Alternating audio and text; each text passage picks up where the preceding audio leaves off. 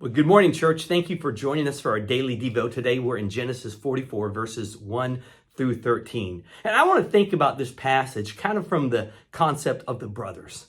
I mean, remember, they had to be nervous when they were in Egypt with Benjamin because they promised their dad they would take care of him. Remember, the dad didn't want to send them. The only reason he sent it is they were out of food and they would starve to death if they didn't go to Egypt for grain.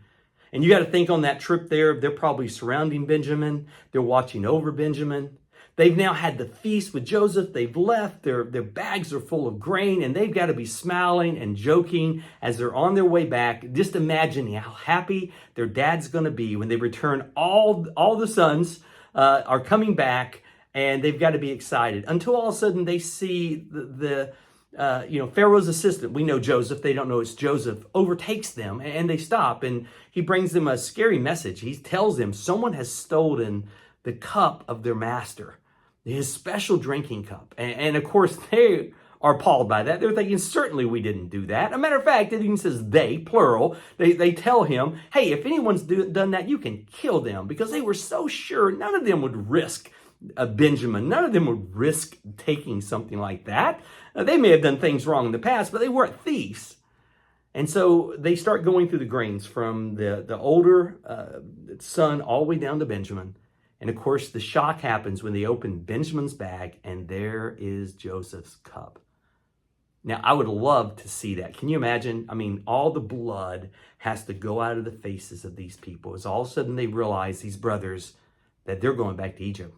And at best, Benjamin's staying as a slave. At worst, he might lose his life. And they have to go back to their father and tell him what has happened, how they didn't keep him safe.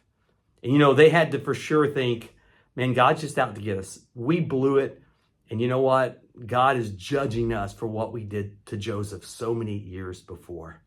Now, I like that we stop the passage right here. I know we could complete the story, but we stop because I think sometimes in Scripture, we don't feel the tension of the moment.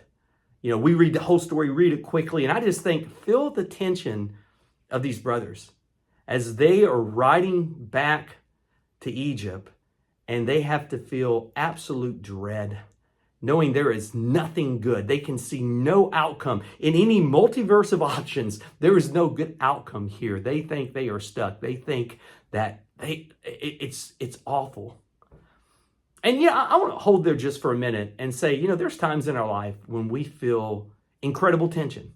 When we have something, we're looking into the future and there's something we're facing. Maybe a doctor has said there's a diagnosis. Maybe our job's in jeopardy. Maybe it's our children, but something in which we have an absolute dread for the future. And I want to say, as a Christian, we have an ability to have faith even in a future that's unknown. See, understand, God doesn't put a bubble around us. See, some people want to say, as a believer, He'll put a bubble around you, and if you're a believer, you don't have to worry about disease or worry about financial collapse or your kids doing something stupid or anything. No, you know what? We're in a fallen world, and God has not supernaturally protected Christians from the events in a fallen world. He hasn't. But what is different is that in our relationship with God, we can know that God can do what's a miracle. What's a miracle? He can actually change the event.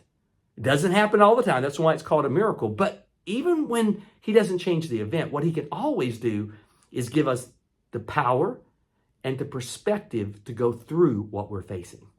Remember, we saw that in Paul's life when he had that thorn in the flesh. And he said, I will much more glorify God in my weakness, because when I'm weak, He is strong. He understood God's power in that situation. A perspective that we understand no matter what we face in this world, it's only temporary. I mean, no matter how long it lasts, eventually we have freedom from the circumstance, because eventually we'll have freedom from this life. And listen, I don't know what you're facing right now. Maybe you're going through something right now that really has a lot of dread or concern about the future. You have something unknown, and all you can see is all the negativity and all the possible bad things. Put your faith in God. God is there and He cares. Pray, ask God to change it. And if He doesn't, understand He can give you the power and He can give you the perspective to go through that circumstance with faith, through that circumstance, knowing He's there and knowing that He cares. Well, guys, make sure you make it tomorrow as we complete this story. It's amazing. We're so glad that you're part of our daily Devo. You guys have a blessed day.